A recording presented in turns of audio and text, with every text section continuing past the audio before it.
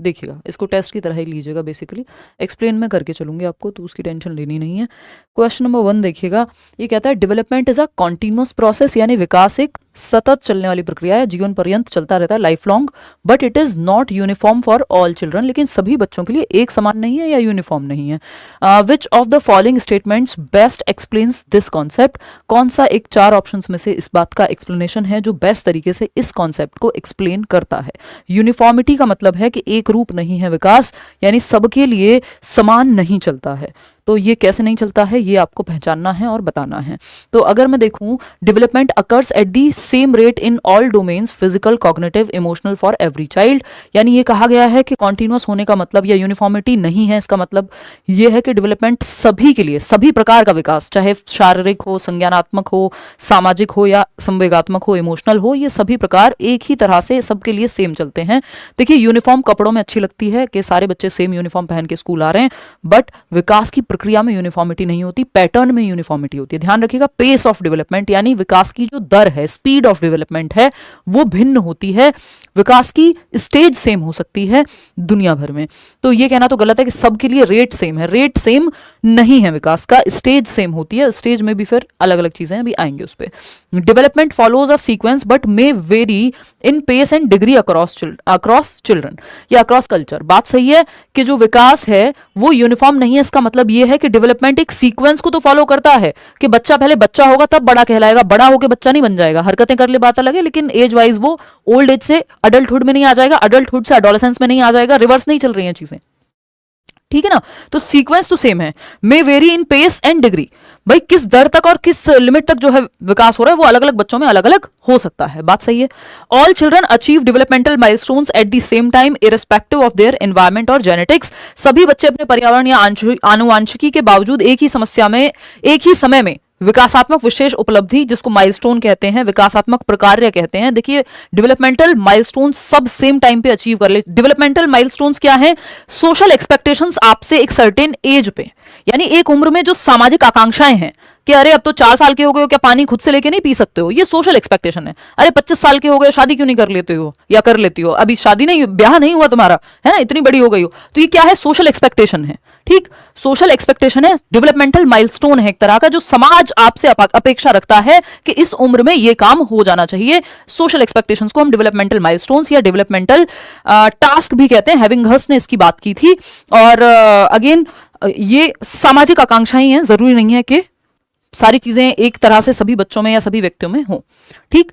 फिर आते हैं आगे, तो ये बात तो कहना गलत होगा कि सारे बच्चे जो हैं डेवलपमेंटल माइलस्टोन एक ही समय पे इररिस्पेक्टिव ऑफ देयर एनवायरमेंट और जेनेटिक्स, अगर सही एनवायरमेंट नहीं मिल रहा तो ऐसा थोड़ी हर एज एक व्यक्ति साइंटिस्ट बन गया सब बन जाएंगे उसी उम्र में, तो हर एक बच्चे में ये डेवलपमेंटल माइलस्टोन सेम समय पे आ जाएंगे, जरूरी नहीं है, एनवायरमेंट का भी उसमें रोल है, ठीक है।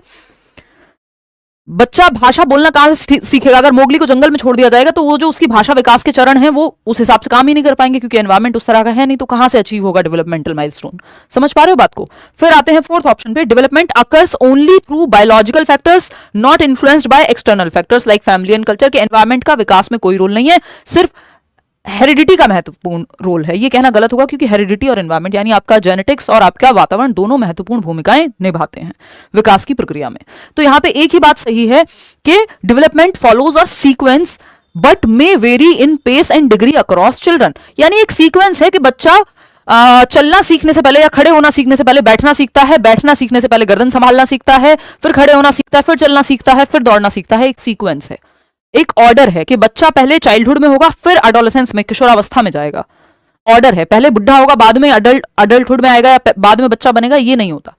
एक ऑर्डर है, एक सीक्वेंस है, लेकिन रेट भिन्न हो सकता है। तो इससे हमें क्या बात समझ में आती है कि प्रिंसिपल ऑफ यूनिफॉर्मिटी है एक विकास का, कि विकास यूनिफॉर्म होता है। तो यूनिफॉर्मिटी का जो मतलब है विकास में, यानी एक रूपता का जो मतलब है, उसका मतलब है सीक्वेंस तो सेम है, सेम सीक्वेंस फॉर ऑल, कि भाई सब बाद में बूढ़े होंगे और फिर डेथ होगी। चलो डेथ तो वो एक्सीडेंटल हो, बात अलग है, लेकिन यहां पे क्या मतलब है कि अडल्ट के बाद ओल्ड एज आती है अडल्टहुड के बाद, वयस्क के बाद बुढ़ापा आएगा, प्रौढ़ावस्था आएगी। ये एक सीक्वेंस है जो दुनिया के सब बच्चों पे, मानवों पे लागू होगा सेम तरीके से। लेकिन जो रेट ऑफ डेवलपमेंट है या पेस ऑफ डेवलपमेंट है, यानी विकास की स्टेजेस कह लीजिए या सीक्वेंस जो है वो सबके लिए समान है, बट जो दर है वो भिन्न है। किसी में कोई चीज, विकास की कोई क्षमता जल्दी आ जाएगी, किसी में धीमे आएगी। एनवायरमेंट का, जेनेटिक्स का, सबका रोल है इसमें। तो रेट कह लीजिए, पेस कह लीजिए, ये दर जो है विकास की वो भिन्न होती है, स्टेज सेम है, ये कह सकते हो आप। ठीक है, स्टेज में भी जो कई लोग हैं, जो कई मनोवैज्ञानिक हैं जो कहते हैं कि भाई स्टेज जो है वो एक पर्टिकुलर दिन पे नहीं अचीव हो जाती हैं, अलग अलग लोगों के लिए अलग अलग हैं, या सामाजिक सांस्कृतिक हैं वो भी, कि बचपन भी सबके लिए सेम नहीं है। एक गरीब घर और अमीर घर के बच्चे के लिए बचपन सेम नहीं होता। Second option is the right answer. आगे बढ़ेंगे क्वेश्चन नंबर सेकंड पे। क्वेश्चन नंबर सेकंड क्या कहता है? क्वेश्चन नंबर सेकंड कहता है, और देखो क्योंकि यूनिफॉर्मिटी मतलब विकास की दर में भिन्नता है, तो इसलिए हम मेथड्स में भी भिन्नता रखते हैं, सबके लिए यूनिफॉर्म मेथड या सेम मेथड यूज नहीं करते। ठीक, क्वेश्चन नंबर 2 देखिएगा, अ child raised in a resource rich environment. कैसा एनवायरमेंट? जहां रिसोर्सेज भर भर के हैं, यानी संसाधन पूर्ण या संसाधन परिपूर्ण वातावरण है, जहां बच्चे को जो है खाना भी अच्छे से मिलता है, खेलने को भी अच्छे से मिलता है, पढ़ने को भी अच्छे से मिलता है, अच्छे से अच्छे मेथड से पढ़ाया जा रहा है, पूरी टेक्नोलॉजी है, सब कुछ है। कॉन्ड्यूसिव एनवायरमेंट जिसको हम कहते हैं, यानी समृद्ध वातावरण है जो बच्चे को मिलना चाहिए, हर बच्चे को मिलना चाहिए कायदे में तो, बट मिल नहीं पाता। ठीक, तो a child raised in a resource rich environment, जहां भर भर के संसाधन हैं, with access to quality education, गुणवत्तापूर्ण शिक्षा भी मिल रही है, उसका भी एक्सेस है, अच्छे स्कूल में भेजा जा रहा है, हेल्थ केयर सिस्टम प्रॉपर है, एंड रिक्रिएशनल फैसिलिटीज, यानी ऐसी फैसिलिटीज जहां बच्चे को खेलने कूदने, स्पोर्ट्स, जो भी एक्स्ट्रा करिकुलर एक्टिविटीज हैं वो सब हैं। कह लीजिए आप सचिन तेंदुलकर का बच्चा हो सकता है, या अंबानी के बच्चे हो सकते हैं, या कोई भी समृद्ध परिवार, ये तो जस्ट मैं एग्जांपल दे रही हूं, कि उनको रिसोर्स रिच एनवायरमेंट तो मिला है, ये बात हम कह सकते हैं। लेकिन क्या ये गारंटी है कि वो सचिन तेंदुलकर ही बन जाएंगे? जो कि होना भी नहीं चाहिए, क्योंकि हम ये सेम एक्सपेक्टेशन रख भी नहीं सकते। लेकिन पूछा कुछ ऐसा ही जा रहा है सवाल में, आसान भाषा में अगर हम इसको समझना चाहें तो ऐसे देख सकते हैं। ठीक, तो according to the interactionist perspective of development, what could be a possible reason for this, यानी अंतःक्रियावादी दृष्टिकोण के अनुसार इसका संभावित कारण क्या हो सकता है? इंटरेक्शनिस्ट क्या कहते हैं? बेसिकली इंटरेक्शनिस्ट कह रहे हैं कि आपकी हेरिडिटी है और एनवायरमेंट है, तो वो जो हेरिडिटी है जब एनवायरमेंट में इंटरेक्ट करती है तो एक सर्टेन वे में जो है विकास होना चाहिए। पहला ऑप्शन है, the child's genetic potential for academic success is limited which the environment can not improve, यानी ये कह रहे हैं कि लिमिटेड है उसका जो जेनेटिक पोटेंशियल है और एनवायरमेंट से इंप्रूव नहीं हो सकता। नहीं, इंटरेक्शनिस्ट एनवायरमेंट को भी महत्व देते हैं।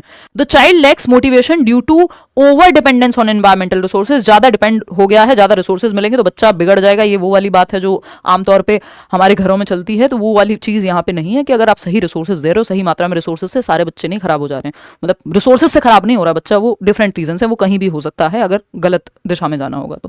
थर्ड ऑप्शन है, there is a mismatch between the child's inherited abilities and the provided learning learning environment, बच्चे की आनुवांशिक क्षमताओं में जो उसको जेनेटिक्स से मिली हैं और जो प्रदान किया गया अधिगम का माहौल है उसके बीच में मेल की कमी है, मिसमैच है, यानी जो क्षमताएं उसके पास हैं और जिस तरह का एनवायरमेंट दिया जा रहा है दोनों मैच नहीं हो पा रहे।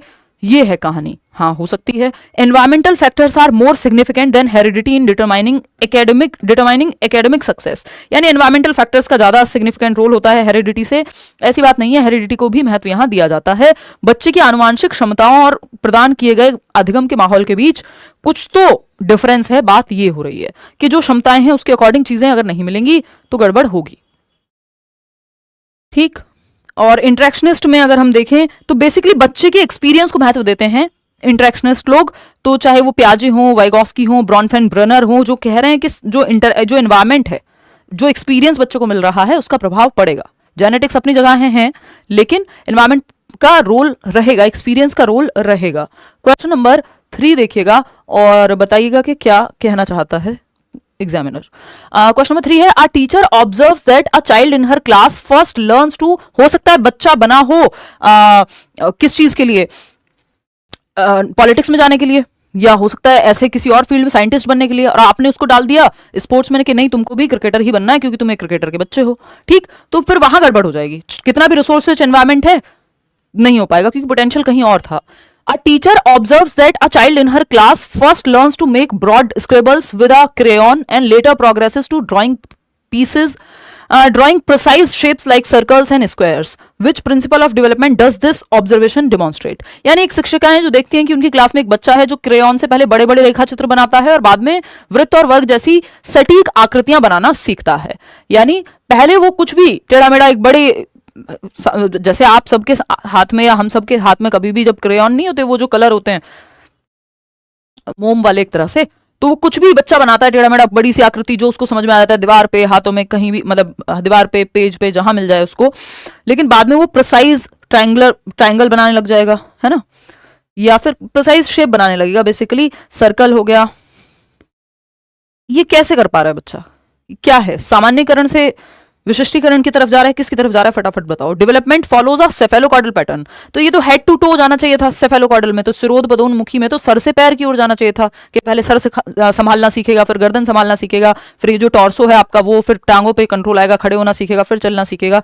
तो head to toe, top to down जाएगा विकास। इसकी तो बात नहीं हो रही यहाँ पे। बात तो हो रही है कि पहले वो बड़े बड़े कुछ शेप बनाता है और फिर बाद में स्पेसिफिक बनाना सीख जाता है। Development proceeds from the general to the specific. ये वैसा ही है जैसे पहले जब आपको बचपन में रंग भरने को दिया जाता था तो आपको कहा जाता था पहले यहाँ जो लाइन के पास वाला है इसको भर लेते हैं फिर अंदर भरेंगे, यानी पहले सामान्य क्रियाएं कर रहा है बाद में विशिष्ट। ग्रॉस टू फाइन भी बोल सकते हो आप इसको कुछ हद तक, ठीक। Development is influenced more by heredity than environment, उसकी तो बात ही नहीं हो रही, यहाँ तो एनवायरमेंट की ही बात चल रही है। Development is a discontinuous process.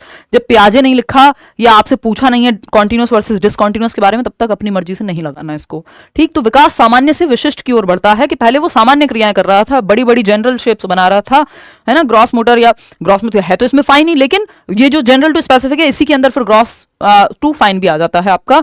लेकिन यहां पे बात हो रही है कि सामान्य क्रियाएं, कुछ भी जो उसके मन में आ रहा था, जहां पेन पड़ जाए कुछ भी बना रहा था, अब वो स्पेसिफिक विशिष्ट बना रहा है, कॉम्प्लेक्स चीजें, सिंपल टू कॉम्प्लेक्स की तरफ या जनरल टू स्पेसिफिक की तरफ, ठीक। तो ये एक बात हुई। Second option is the right answer. Question number 4 देखिएगा और बताइएगा क्या कहना चाहता है क्वेश्चन नंबर 4। क्वेश्चन नंबर 4 कहता है आपका असर्शन है socialization plays a crucial role in shaping a child's personality and behaviour. सामाजिकरण की जो प्रक्रिया है एक बच्चे के व्यक्तित्व और व्यवहार को आकार देने में महत्वपूर्ण भूमिका निभाती है। यानी सामाजिकरण की प्रक्रिया से बच्चे को कैसे बिहेव करना है और उसका जो व्यक्तित्व है वो काफी हद तक प्रभावित होता है। ये बात तो सही है, हम मानते हैं सोशलाइजेशन इंपॉर्टेंट है, ट्रू है ये बात। अब क्या रीजन क्या है इस बात का? Socialisation is the process by which individuals acquire values, यानी मूल्य क्या सही है क्या गलत है, बिलीव्स किस बात में वो विश्वास रखते हैं, and behaviours appropriate to their society, यानी किस समाज में कैसे व्यवहार करना एक्सेप्टेबल होगा, किन चीजों को मान्य माना जाएगा, जो चीजें हैं जो एबनॉर्मल बिहेवियर है क्या नॉर्मल है, क्या कपड़े पहनने हैं, अगर मैयत पे जाना है तो एक तरह के कपड़े और शादी में जाना है तो एक तरह के कपड़े, उल्टा कर देंगे तो थोड़ा सा अजीब हो जाएगा। कैसे पता लगा हमें ये अजीब हो जाएगा? सामाजिकरण से। घर में मेहमान आ रहे हैं तो आप सफाई करने लगते हैं और खुद आप कैसे भी पड़े हों, ये क्या कैसे हमें पता लगा? सोशलाइजेशन से। तो सामाजिकरण वो प्रक्रिया जिसके माध्यम से एक इंडिविजुअल या व्यक्ति जो है ये वैल्यूज एक्वायर करता है, कुछ मूल्य एक्वायर करता है, क्या सही है क्या गलत है, कहाँ पे क्या उसके विश्वास हैं, वो किस चीज में विश्वास रखेगा, किस रिलीजन को फॉलो कर रहा है, वॉट एवर, ये सब सामाजिकरण से। समाज में कैसे रहते हैं इसका नियम, समाज के कुछ नियम कायदे कानून तौर तरीके हैं, उनको एक्वायर करने की प्रक्रिया सामाजिकरण कहलाती है, उनको सीखने की प्रक्रिया, अडेप्ट करने की प्रक्रिया सामाजिकरण कहलाती है। तो ये बात तो सही है कि पर्सनैलिटी और बिहेवियर फिर आपका जिस समाज में आप रह रहे हैं, अमेरिका में रहते हैं तो आपके लिए सही गलत कुछ और होगा, भारत में रहते हैं तो कुछ और होगा, समाज के रूप में इंडिविजुअल वैल्यूज अलग हो सकती हैं। तो both A and R are true and R is the correct explanation of A. Simple है, 1 नंबर का क्वेश्चन आता ही है सामाजिकरण पे। क्वेश्चन नंबर 5 देखिएगा, और सामाजिकरण ऐसा टॉपिक है जो लगभग हर एक पेपर में आता है टीचिंग के, है ना, क्योंकि बच्चों को सोशलाइज तो कर ही रहे हैं ना आप। स्कूल में जब वो आ रहा है 4 बच्चों के साथ खेलेगा, ग्रुप में रहेगा, क्लास में रहना सीख रहा है, तो सामाजिकरण उसका हो रहा है। नेक्स्ट है आपका question number 5, which of the following examples best illustrates the concept of assimilation in Piaget's theory of cognitive development. पियाजे की थियरी में जो संज्ञानात्मक विकास का सिद्धांत है पियाजे का, उसमें आत्मसातीकरण का क्या मतलब है? 4 ऑप्शंस को पढ़ के बताना है, अच्छा सवाल है ना। पहला है a child who learns that dogs bark and applies this knowledge when seeing new dogs, यानी एक बच्चा जो सीखता है कि कुत्ते भौंकते हैं और नए कुत्तों को देखकर इस ज्ञान को लागू करता है कि भैया कुत्ते जो हैं वो बार्क करते हैं, भौंकते हैं, बिल्ली जो है वो म्याऊं करती है, ये बच्चे ने सीखा और इसको अप्लाई किया। जब अगली बार देखा कुत्ते को भौंकते हुए, हाँ ठीक है भौंकेगा ही कुत्ता, ठीक। डांस थोड़ी मतलब बातें थोड़ी करेगा कुत्ता, भौंकेगा, ठीक है। सेकेंड है a child modifies their understanding of vehicles to include bicycles after initially believing that vehicles only include cars and buses. एक बच्चा जो वाहनों के बारे में अपनी समझ को संशोधित करता है यानी मॉडिफाई करता है। अब ये वर्ड मॉडिफाई आ गया और पूरा भी पढ़ेंगे, ऐसा नहीं सिर्फ मॉडिफाई देख करके ही मान लेंगे। कई बार पूरा सेंटेंस ऐसा होता है पेडागोजी में जो क्वेश्चन को घुमा देता है, तो अगर आपने वर्ड से सिर्फ रट्टे लगाए तो उसमें गड़बड़ हो सकती है, ठीक। तो एक बच्चा वाहनों के बारे में अपनी समझ को संशोधित करता है जिसमें साइकिल शामिल है, जबकि उसे शुरू में लगता था कि वाहनों में केवल कार ही होती है क्योंकि उसने कार ही देखी थी। अब उसने नया कुछ मॉडिफाई करके चेंज करके अब उसने देखा कि अच्छा ये भी होता है। तो ये एकोमोडेशन है, जब आपने नया स्कीमा बनाया या फिर पुराने को मॉडिफाई किया, ठीक। तो एकोमोडेशन है, एसिमिलेशन नहीं है। A child struggles to understand the difference between push and pull in physical experiments, यानी बच्चे ने पुश सीखा, पुश मतलब धक्का देना है, पुल मतलब खींचना है दरवाजे को, है ना। अब इन दोनों में वो स्ट्रगल कर रहा है फिजिकल रियलिटी में, जब वो एक्चुअली प्रैक्टिकल रियलिटी में जाता है तो वो स्ट्रगल करता है, तो वो अप्लाई करने में स्ट्रगल कर रहा है। यहाँ एसिमिलेशन एकोमोडेशन की दिक्कत नहीं है। फिर है fourth option, a child builds a completely new mental schema when encountering an unfamiliar object for the first time. एक अपरिचित वस्तु उसके सामने आती है और वो एक नया स्कीमा बनाता है, एकोमोडेशन कहलाएगा ये। या तो नया स्कीमा बनाना या पुराने में मॉडिफिकेशन करना। जब आप एग्जिस्टिंग नॉलेज में कुछ जस्ट ऐड कर ले रहे हैं तो वो एसिमिलेशन है, जो कि यहाँ है फर्स्ट ऑप्शन में कि a child who learns that dogs bark and applies this knowledge when seeing new dogs. एक और क्वेश्चन बहुत सालों पहले आया था, 2014, 15, 16 के बीच में कहीं के, मतलब इन्हीं 3 सालों में से आया होगा क्योंकि बहुत सारे पेपर होते हैं ना, हर साल 14 में भी 2 हुए होंगे, 15 में भी 2 हुए, फिर 16 में भी, सीटेट साल में 2 बार होता है। तो अगर हम देखें तो ये जो बात है आपकी कि जैसे उसमें क्वेश्चन आया था, सीता एक बच्ची है जो दाल चावल को मिक्स करके खाना सीख रही है और जब वो खाती है तो ये क्या कहलाएगा? एसिमिलेशन है। भाई मैंने लिखना सीखा और लिख के देखा, एसिमिलेशन है। मेरे ब्रेन में, मेरे स्कीमा में मैंने ऐड किया इस प्रक्रिया को। तो जब बच्चे ने सीखा कि जो कुत्ते हैं वो भौंकते हैं और इसको अप्लाई किया, जब अगली बार देखा कुत्ते को भौंकते हुए, हाँ कुत्ते भौंकते हैं, तो जो एसिमिलेटेड था, जो भरा हुआ था दिमाग में, जब वो बाहर उसने दुनिया में देखा एनवायरमेंट में, तो उसने कहा हाँ दोनों बैलेंस में है। उसको पता है कुत्ते भौंकते हैं, कुत्ते को भौंकते हुए देखा, एसिमिलेशन है, यानी आत्मसात किया हुआ है जो चीज, आत्मसातीकरण है। इसको एक चार्ट से भी समझ सकते हो आप, है ना। तो first option is the right answer. ये आपका एसिमिलेशन और एकोमोडेशन, इस पूरी प्रक्रिया को हम अडेप्टेशन कहते हैं। एसिमिलेशन और एकोमोडेशन किस में शामिल हैं? ये हैं आपके अडेप्टेशन की प्रक्रिया में शामिल। किसकी प्रक्रिया में? अडेप्टेशन की प्रक्रिया में, अनुकूलन की प्रक्रिया में, अनुकूलन की प्रक्रिया में शामिल है, अनुकूलन की प्रक्रिया में शामिल है, ठीक। अडेप्टेशन अगर हम देखें यहां, ये अडेप्टेशन प्याजे की थियरी में ही आता है, ठीक। हाँ, जो एसिमिलेशन का मतलब है किसी चीज में नहीं, जो एग्जिस्टिंग नॉलेज है, मतलब जो आपके पास ऑलरेडी वर्तमान ज्ञान है उसमें जोड़ना। आपने स्कीमा में कुछ ऐड कर लिया आपने जो आपके पास ऑलरेडी था। तो अगर आप देखें यहां पे एसिमिलेशन यानी आपके एग्जिस्टिंग स्कीमा में, वर्तमान स्कीमा में कुछ आपने जोड़ लिया, है ना। जो प्रीवियस नॉलेज है उसमें कुछ बस ऐड कर लिया, एग्जिस्टिंग नॉलेज में कुछ ऐड कर लिया, ठीक। एसिमिलेशन है, ठीक। कि कुत्ता जो है भौंकता है, इस बात को ऐड कर लिया उसने, एसिमिलेशन है, सिंपल। इक्विलिब्रेशन क्या है? अगली बार कुत्ते को भौंकते हुए देखा और कहा हाँ कुत्ता भौंकेगा ही, तो डिबेट थोड़ी करेगा, चर्चा थोड़ी करेगा अंग्रेजी में। तो ये क्या है? इक्विलिब्रेशन, बैलेंस, यानी जो दिमाग में था और जो दुनिया में देखा दोनों क्या है? संतुलन में है। इसको संतुलन कहते हैं। आत्मसात कर लिया, फिर संतुलन देखा, एक नई सिचुएशन आई जहां उसने देखा कुत्ता म्याऊं म्याऊं कर रहा है। अब वो कहेगा यार ये क्या है, ये तो मेरे दिमाग में जो डेटा फीड है उससे मैच ही नहीं हो रहा, है ना। मम्मी ने तो कहा था झूठ नहीं बोलती, और मम्मी कह रही हैं कि अंकल को कह दो, या पापा कह रहे हैं अंकल को कह दो मम्मी नहीं है घर पे या पापा नहीं है घर पे। अब नई सिचुएशन आई, दिमाग डिसबैलेंस में, जो एसिमिलेटेड था वो बैलेंस में नहीं है, अब असंतुलन की स्थिति आ चुकी है कि ये क्या हुआ। फिर मतलब नई सिचुएशन में ये चीज हुई, इसके जस्ट बाद यही सिचुएशन बनेगी, न्यू सिचुएशन आ गई, एनकाउंटर किया नई सिचुएशन को, डिसइक्विलिब्रियम हो गया। ये मैं आपको एक्सप्लेन कर चुकी हूँ कि दोनों चीजें बैलेंस में नहीं है, जो दिमाग में था और जो दुनिया में है ना। जो मम्मी ने कहा था और जो कर रही है उसमें अंतर आ रहा है। तो ये क्या होगा? असंतुलन की स्थिति आ गई। अब मॉडिफाई करके नया स्कीमा बनाना पड़ेगा कि हाँ भाई बड़े लोग जो हैं सामाजिकरण की प्रक्रिया में ऐसा कई बार कर देते हैं, या तो आपको एक नया स्कीमा ही बनाना पड़ेगा कि मम्मी तो जो है या पापा तो जो है भैया ये जो बात है ऐसा है, उन्होंने कहा था झूठ नहीं बोलते बट बोलते हैं, वॉटेवर, है ना। तो एकोमोडेशन करना पड़ेगा, यानी अब म्याऊं जब कुत्ते ने किया है तो आपको समझना पड़ेगा भाई ये कुत्ता नहीं था, नई सिचुएशन आई, म्याऊं किया कुत्ते ने और आपके दिमाग में डिसबैलेंस हो गया, अरे ये कुत्ता तो नहीं है, ये तो कुछ और है, वो तो भौं भौं करता है।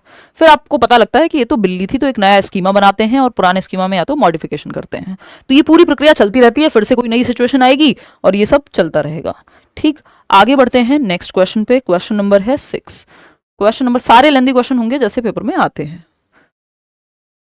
देखिए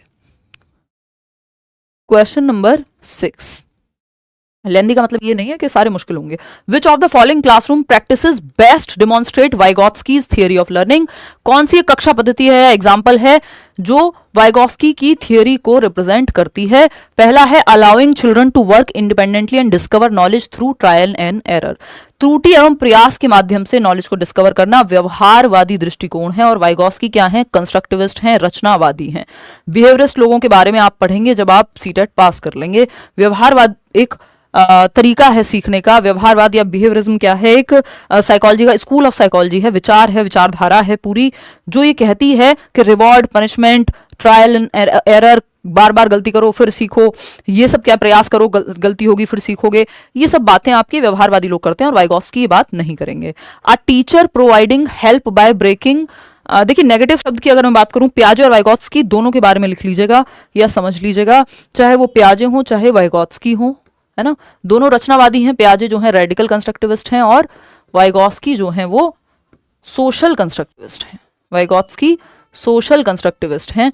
तो अगर हम देखते हैं पियाजे और वाइगॉत्स्की को, तो कुछ नेगेटिव शब्द हैं जो वाइगॉत्स्की और पियाजे कभी भी यूज नहीं करेंगे, जैसे रिवॉर्ड लिखा हुआ हो। ये बच्चे की एक्टिविटी पे ध्यान देते हैं, ना कि उसको रिवॉर्ड के लालच में या पनिशमेंट के डर से सिखाने पे, है ना। रिवॉर्ड हो, पनिशमेंट हो, रीइंफोर्समेंट हो कि पुनर्बलन, गुड, वेरी गुड, शाबाश, ये सब इनके काम का नहीं है। ये तो कह रहे हैं बच्चा पहले ही क्यूरियस है, बच्चा तो जिज्ञासु है, वो तो सीखना चाहता है, आप उसको सिखाइए तो सही। पनिशमेंट हो, कंडीशनिंग हो, ये ऐसे शब्द हैं सब, यानी दंड, पुरस्कार, पुनर्बलन, कंडीशनिंग जिसको हम कह रहे हैं अनुकूलन, ठीक। और क्या है यहाँ पे? ट्रायल एंड एरर हो गया। इस तरह की बातें पियाजे वाइगॉत्स्की नहीं करते नजर आएंगे। ये पियाजे और वाइगॉत्स्की की विचारधारा को, यानी रचनावाद को, जो मीनिंग मेकिंग की, अर्थ निर्माण की बात करता है, उसको सपोर्ट नहीं करते हैं। पियाजे और वाइगॉत्स्की बच्चे को पैसिव यानी निष्क्रिय रखने की बात नहीं करेंगे, रटवाने की बात नहीं करेंगे। तो ये बातें आपको देख लेनी है थोड़ा सा, है ना, क्लियर है। ये सब नेगेटिव हैं अगर पियाजे और वाइगॉत्स्की को ध्यान में रखें, क्योंकि वो ज्ञान की रचना पे फोकस कर रहे हैं, रटवाने पे नहीं। ये सब व्यवहारवादी काम है, ठीक है। चलें आगे बढ़ें। तो अगर हम देखें, क्वेश्चन ने क्या पूछा हमसे? Best demonstrate Vygotsky's theory of learning, यानी वाइगॉत्स्की की थियोरी ऑफ लर्निंग को बेस्ट डिमॉन्स्ट्रेट करता है। A teacher providing help by breaking down complex problems into manageable parts and gradually reducing help as students gain proficiency, बिल्कुल सही बात है। Scaffolding यानी टेम्परेरी हेल्प, जैसे जैसे बच्चे की डिफिकल्टी लेवल कम होता जाए, वो उसको समझ में आता जाए, आप हेल्प कम करते जाएंगे, उस स्टेप पे मदद करना जहां बच्चा अटक रहा हो, और फिर उस मदद को हटा लेना। जैसे अभी मैं ये डिस्कशन करके आपकी मदद कर रही हूँ, लेकिन पेपर आप खुद ही देके आएंगे, तो यहाँ पे स्कैफोल्डिंग कहते हैं इसको, टेम्परेरी हेल्प की प्रक्रिया। थर्ड ऑप्शन है relying solely on textbooks and, जब बच्चे के माता पिता उसको लिखना सिखा रहे हैं, पेन पकड़ते हैं, शुरुआत में टीचर भी पेन पकड़ा करके कई बार मदद करती है सिखाने में, लेकिन जब वो खुद से सीख जाता है तो वो मदद हटा ली जाती है। तो टेम्परेरी हेल्प को स्कैफोल्डिंग कहते हैं, अस्थायी मदद। फिर आता है third option relying solely on textbooks and lectures, सिर्फ लेक्चर पे और मेमोराइजेशन, रट्टाफिकेशन पे तो पियाजे वाइगॉत्स्की की बात ही नहीं करेंगे। Expecting students to master difficult task without adult और पीयर सपोर्ट, नहीं। वाइगॉत्स्की तो कह रहे हैं समाज और संस्कृति, इनकी थियरी का नाम ही है सोशियो कल्चरल अप्रोच, समाज और संस्कृति की मदद लेकर के सीखिए। ये बात तो वाइगॉत्स्की कह ही रहे हैं। क्वेश्चन नंबर 7 देखिएगा क्या कहता है। क्वेश्चन नंबर 7 फटाफट से बताएंगे, बहुत अच्छा सवाल है, इसको ध्यान से सॉल्व करना। देखना, अगर हम बात करें विच of the following statements best explains the interaction between heredity and environment in child development, यानी कौन सा एक कथन है जो विकास की प्रक्रिया में आनुवंशिकता और पर्यावरण या वातावरण के बीच अंतःक्रिया को ठीक से एक्सप्लेन करता है। Heredity completely determines a child's abilities and talents while the environment has no influence, यानी हेरिडिटी और एनवायरमेंट की अगर हम बात कर रहे हैं तो हेरिडिटी ही टोटली डिसाइड करती है बच्चे के विकास को, एनवायरमेंट का कोई रोल नहीं है। तो फिर हम क्यों पढ़ रहे हैं और क्यों पढ़ा रहे हैं? फिर तो दुनिया में सारे काम बंद कर दो, हेरिडिटी अपने आप कर देगी सारी चीजें। तो ये तो कहना गलत हो जाएगा। किसी भी एक साइड नहीं झुकना है पूरी तरह से। कुछ चीजों में हेरिडिटी का ज्यादा रोल है, कुछ चीजों में एनवायरमेंट का ज्यादा रोल है ना। आपकी आंखों के रंग में एनवायरमेंट कुछ नहीं कर पाएगा, क्योंकि वो आपको हेरिडिटी से मिला है, उसको आप नहीं बदल पाएंगे, लेंस ही लगाने पड़ेंगे एनवायरमेंट से। तो the environment solely shapes a child's development regardless of their genetic predispositions, यानी जो पर्यावरण है वो पूरी तरह से बच्चे के विकास को आकार देता है, चाहे उनकी आनुवंशिक प्रवृत्ति कुछ भी हो। यानी सिर्फ एनवायरमेंट ही शेप कर रहा है तो भाई ऐसा नहीं है। अगर मान लीजिए किसी को जन्म से ही अगर स्टीफन हॉकिंग की बात करें, आई थिंक उनको सेरेब्रल पाल्सी था if I am not wrong, तो या कोई भी व्यक्ति जो एक कंडीशन के साथ जन्म लिया है जिसने, जरूरी नहीं है कि वो एनवायरमेंट से ठीक ही हो जाए, सारी बीमारियां ठीक नहीं होती हैं, सारी चीजें ठीक नहीं होती हैं, है ना। आप सर्जरी कराते रहिए, शक्ल एक्चुअल शक्ल थोड़ी बदलेगी, मतलब वो एक्चुअल थोड़ी है फिर। तो हेरिडिटी से जो मिल गया वो आप उसको अपनी मर्जी से नहीं बदल सकते। हेरिडिटी सेट्स दी पोटेंशियल, और वो अगर बदल रहे हैं तो एनवायरमेंट का उसमें रोल हो गया फिर। Heredity sets the potential but the environment determines how that potential is realised. आनुवांशिक क्षमता निर्धारित करती है, लेकिन पर्यावरण जो है यह निर्धारित करता है कि उस क्षमता को कैसे साकार किया जाएगा। मतलब हेरिडिटी एक पोटेंशियल तो सेट कर देती है कि आपके अंदर ये क्षमता है, बट एनवायरमेंट ये सुनिश्चित करेगा कि पोटेंशियल रियलाइज हुआ है कि नहीं है। हो सकता है आप में एक साइंटिस्ट बनने की क्षमता हो, बट आपका जन्म ऐसे एक रिमोट एरिया में और ऐसे मे बी नक्सलाइट एरिया में हो गया हो कि जहां एजुकेशन तो छोड़िए, आपको एनवायरमेंट गन चलाने का ही मिला हो, तो कहां से आपका जो पोटेंशियल था साइंटिस्ट बनने का वो बाहर आ जाएगा।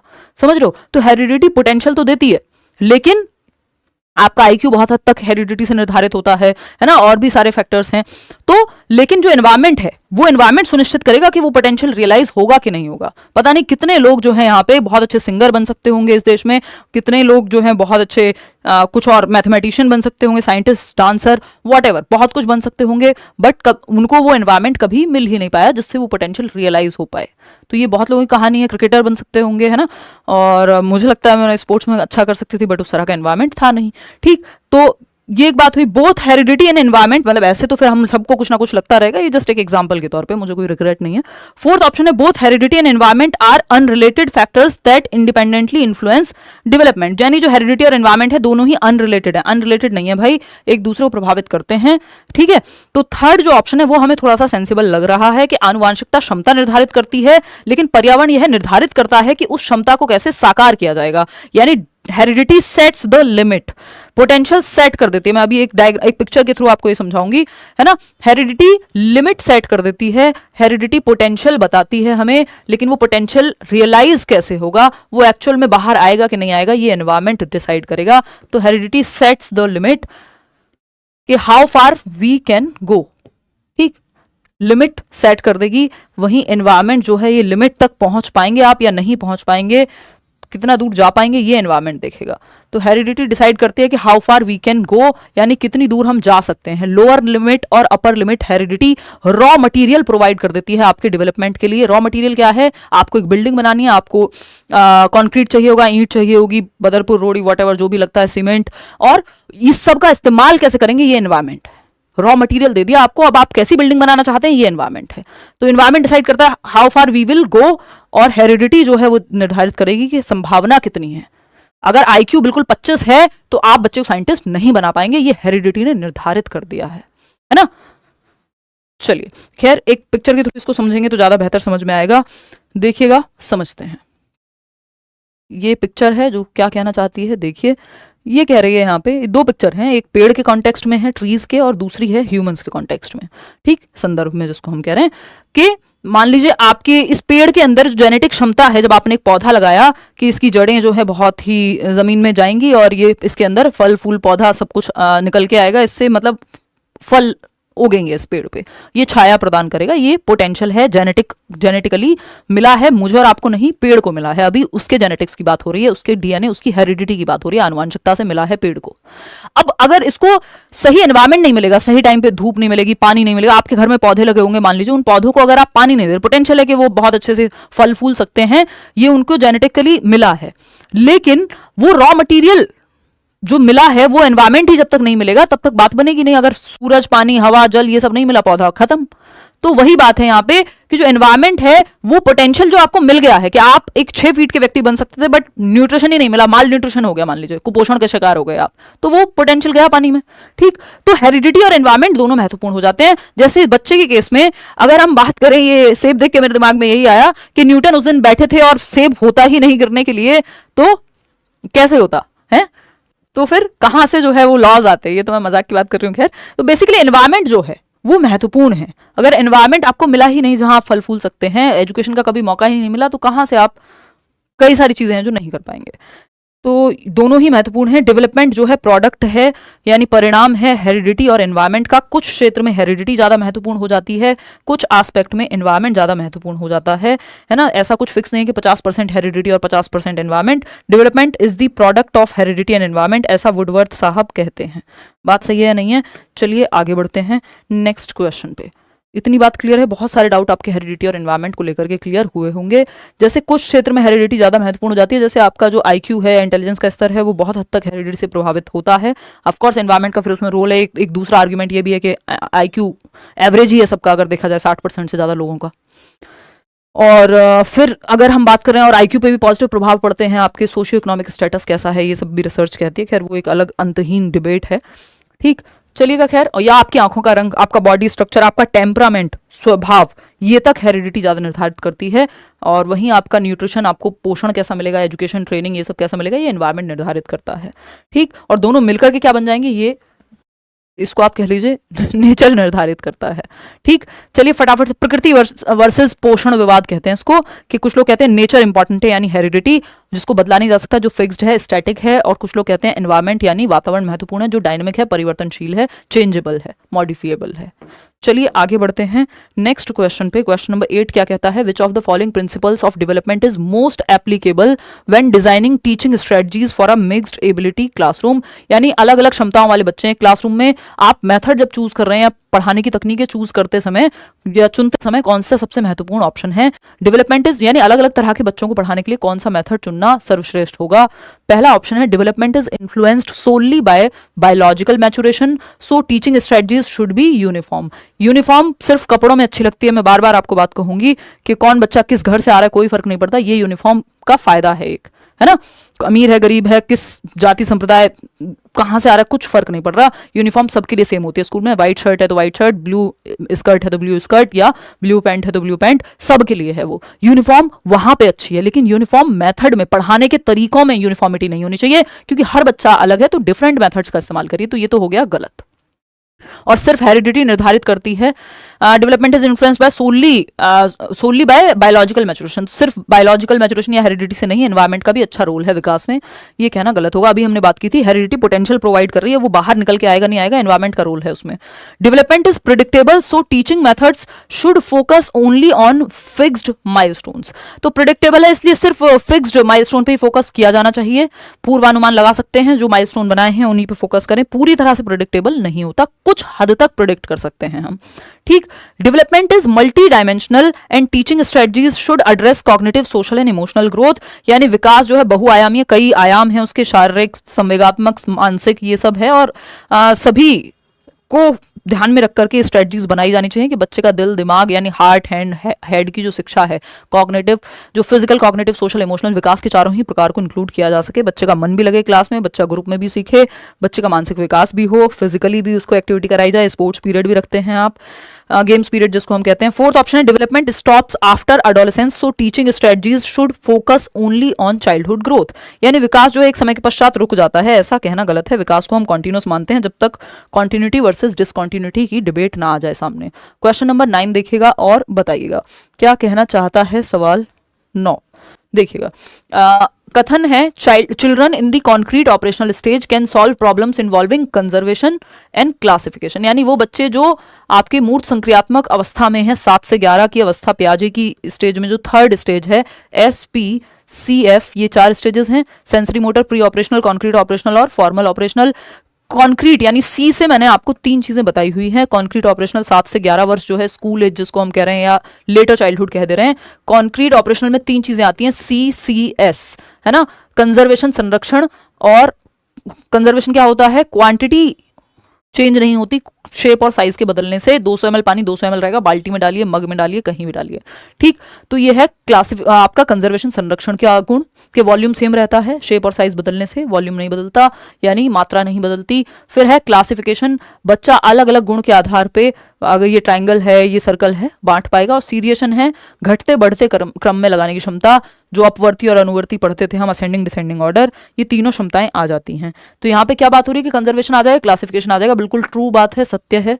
रीजन क्या है? The concrete operational stage is characterised by the development of abstract thinking, अमूर्त चिंतन पे बेस्ड है ये और हाइपोथेटिकल रीजनिंग पे बेस्ड है। कॉन्क्रीट ऑपरेशनल मूर्त संक्रियात्मक अवस्था, ये कहना एकदम गलत बात है ना। क्यों? क्योंकि ये हाइपोथेटिकल डिडक्टिव रीजनिंग और अमूर्त चिंतन, यहाँ पे कॉन्क्रीट जिन चीजों को टच और फील कर सकते हैं, इस पेन के प्रति लॉजिक आ जाएगा कॉन्क्रीट ऑपरेशनल में, बट एब्स्ट्रैक्ट अमूर्त चीजें जो सामने नहीं है ना, जैसे प्रेम क्या है, कैसे छू के बताओगे, नहीं।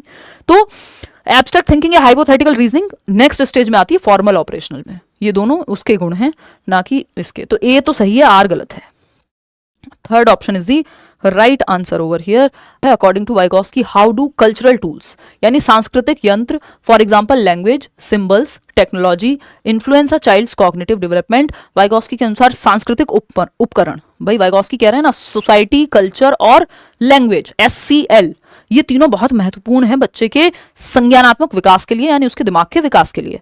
तो जब हम बात कर रहे हैं कि सांस्कृतिक टूल क्या होंगे, संस्कृति में क्या क्या है, आपके कुछ सिंबल्स हैं, भाषा है, टेक्नोलॉजी है, तीज त्योहार सब हैं, है ना, फेस्टिवल्स जिनको हम कह रहे हैं। तो ये कैसे महत्वपूर्ण रोल प्ले करते हैं, ये पूछा है हमसे। Cultural tools have no significant impact, भाई हमें पता है SCL, सोसाइटी, कल्चर और लैंग्वेज, ये तीनों बहुत महत्वपूर्ण भूमिका निभाते हैं बच्चे के दिमाग के विकास में, ये वाइगॉस्की कह रहे हैं। तो ये कहना तो गलत होगा कि सिग्निफिकेंट नहीं है। Cultural tools act as aids that extend a child's cognitive development या cognitive abilities, allowing them to solve more complex problems and engage in higher order thinking. सांस्कृतिक उपकरण जो है, ये भाषा हो, प्रतीक हो, प्रौद्योगिकी हो, टेक्नोलॉजी, और टेक्नोलॉजी के माध्यम से तो सीख रहे हैं आप कहीं ना कहीं देखा जाए तो, और मैं भाषा का भी इस्तेमाल कर रही हूं, तो ये सब टूल्स हो गए, है ना। अलग अलग संस्कृति में अलग अलग भाषाएं होंगी, जिससे उन्हें अधिक जटिल समस्याओं को हल करने में उच्च क्रम का चिंतन डेवलप होगा, हायर ऑर्डर थिंकिंग आपकी विकसित होगी। जब आप पढ़ रहे हैं, किसी से कोई बात सुन रहे हैं, है ना, इन सब का सिंबल्स का यूज कर रहे हैं, तो संज्ञानात्मक विकास होगा, बात तो सही है। फिर भी थर्ड ऑप्शन देख लेते हैं। Cultural tools limit cognitive development by focusing children's attention on memorising facts. रटने की बात वाइगॉस्की कभी नहीं करेंगे। Cultural tools are only useful after a child reaches the formal operational stage. Formal operational stage की बात तो वाइगॉस्की ने की नहीं है, ये प्याजे को इन्होंने जबरदस्ती यहाँ पे खींच करके एक ऑप्शन बना दिया, जो कि गलत है। तो सेकंड ऑप्शन ही सही है, बाकी सारे ही गलत हैं।